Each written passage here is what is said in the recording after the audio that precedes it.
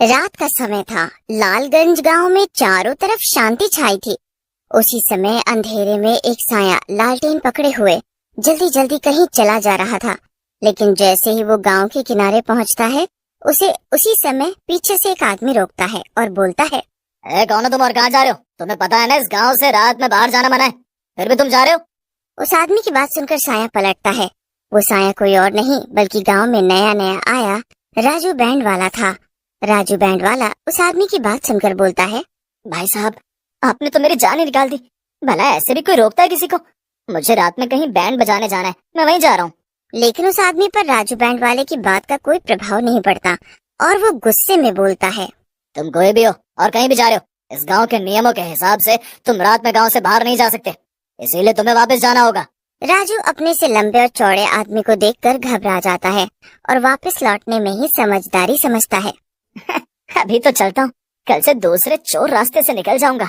ये भीमसेन हर जगह थोड़ी खड़ा होगा। ऐसा कहकर राजू वहाँ से चला जाता है और अगली रात को दूसरे चोर रास्ते से निकल जाता है। ये गांव वाले भी कितने मूर्ख हैं, इनको कोई भी आसानी से मूर्ख बना सकता है। चोर रास्तों पर तो इनका ध्यान ही नहीं होता है। बेवकूफ कहीं के। और वो खली के जैसा दिखने वाला अपने आप को बहुत चालाक समझ रहा था। अगली सुबह गांव वाले उठते हैं और राजू के घर के बाहर उसकी पत्नी रमा को रोते हुए देखते हैं। उसी समय वहाँ सरपंच जी आ जाते हैं और बोलते हैं, अरे ये राजू बैंड वाले की घरवाली ऐसे रो क्यों रही है? क्या हुआ? कुछ नहीं सरपंच जी, इसका घरवाला राजू मेरे मना करने के बावजूद रात में इस गांव से बाहर निकला और मारा गया। ये तो बहुत ही बुरा हुआ भीमा, तुम्हें ध्यान रखना चाहिए था। तुम तो इस गांव के सबसे बलवान आदमी हो। मैं आपकी बात और गुस्सा दोनों समझता हूँ, लेकिन सरपंच जी, राजू किसी दूसरे चोर रास्ते से रात में चला गया और मारा गया, क्योंकि मैं तो मुख्य रास्ते पर ही पहरा देता हूँ। वो दोनों बातें कर ही रहे होते हैं कि तभी राजू के बूढ़े पिता रामलाल वहाँ आ जाते हैं और बोलते हैं, ये सब क्या हो गया सरपंच जी? मेरा बेटा कहाँ चला गया? उसे ढूंढिए ना, वो हमारा इकलौता सहारा था। अब हम आपके भरोसे हैं। रामलाल की बात सुनकर वहीं खड़े गांव के कुछ जवान लड़के, जिनके नाम सोनू और मणि होते हैं, बोलते हैं, चाचा जी, आप चिंता ना करो, हम गांव वाले मिलकर राजू भैया को ढूंढेंगे, क्योंकि अगर इसी तरह से गांव वाले रोज गायब होते रहे तो कुछ समय में इस गांव में एक भी आदमी नहीं रह जाएगा। फिर सोनू और मणि वहाँ से चले जाते हैं। मणि सोनू से बोलता है, सोनू भाई, आप गांव वालों से बोल तो आए हो कि लोगों को ढूंढोगे, लेकिन आपको पता है कि वो लोग कहाँ हो सकते हैं जो गायब हुए हैं? तुम्हारी बात में तो दम है, लेकिन मुझे न जाने क्यों लगता है लोगों को खो जाना जंगल में बहने वाली नदी से जुड़ा हुआ है। हम दोनों को उसी नदी के पास चलकर देखना चाहिए। फिर दोनों उस नदी के पास जाकर खड़े हो जाते हैं। दोनों काफी देर तक वहीं खड़े रहते हैं। उसी समय रात हो जाती है। सोनू को भूख लग जाती है। वो मणि से बोलता है, अरे मणि, मुझे भूख लग रही है, मैं कुछ खाने को देख कर आता हूँ। अगर तुझे यहाँ डर लग रहा है तो तू भी मेरे साथ आ सकता है। क्या बात कर रहे हो आप सोनू भाई? भला मैं क्यों डरने लगा? आप जाओ और कुछ खाने को लेकर आओ, मैं यहाँ इस जगह पर नजर रखता हूँ। फिर सोनू वहाँ से चला जाता है और मणि वही नदी के किनारे खड़ा होकर उसका इंतजार करने लगता है। थोड़ी देर बाद ही नदी में हलचल होने लगती है। अरे बाप रे, ये नदी में इतनी हलचल क्यों हो रही है? कहीं इस नदी में मगरमच्छ तो नहीं है? मुझे थोड़ा पीछे खड़ा हो जाना चाहिए।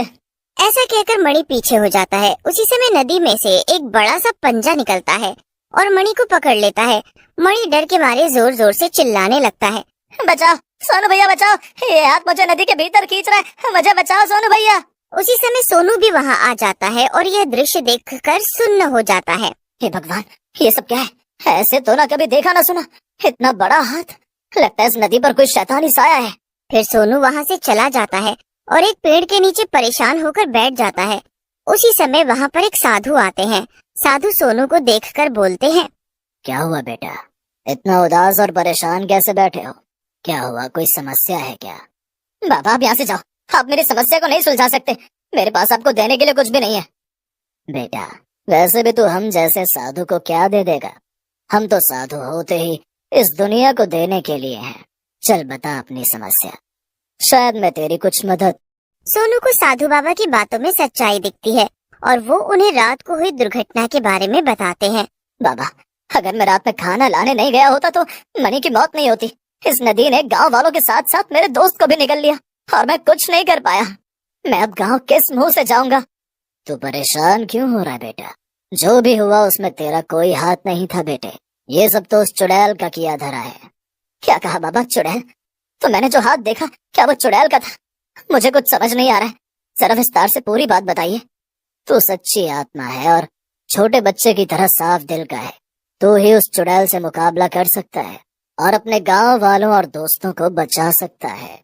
बाबा की बात सुनकर सोनू हैरान हो जाता है और खुश होकर बोलता है, क्या कह रहे हैं बाबा जी आप? आपकी बातों से तो लगता है कि जैसे मेरे गांव वाले और मेरा प्यारा दोस्त मणि जिंदा है। क्या ये सच है? हाँ, ये सच है कि तुम्हारे दोस्त जिंदा हैं और खूनी चुड़ैल के चंगुल में है, लेकिन वो ज्यादा दिन जिंदा नहीं रहेंगे, क्योंकि आने वाली अमावस्या के दिन वो चुड़ैल उनको मार डालेगी, क्योंकि उसे लगता है कि अगर वो 100 इंसानों की बलि देगी तो वो अमर हो जाएगी। फिर तो बाबा मैं भी जाता हूँ और उस चुड़ैल से अपने दोस्तों को छुड़ा कर लाता हूँ। मैंने इसीलिए तुम्हें प्यारा सा बच्चा बोला था बेटा, तुम उस चुड़ैल से अकेले नहीं लड़ सकते, तुम्हें अपने गांव वालों की मदद लेनी होगी। जाओ और अपने सरपंच को इस बारे में जाकर बताओ। फिर सोनू बाबा से आज्ञा लेकर गांव चला जाता है और सरपंच को बाबा के साथ हुई पूरी बात बताता है, जिसे सुनकर सरपंच बोलते हैं, अगर ये बात सही है तो पूरा गांव तुम्हारे साथ है। हम अपने गांव वालों को बचाने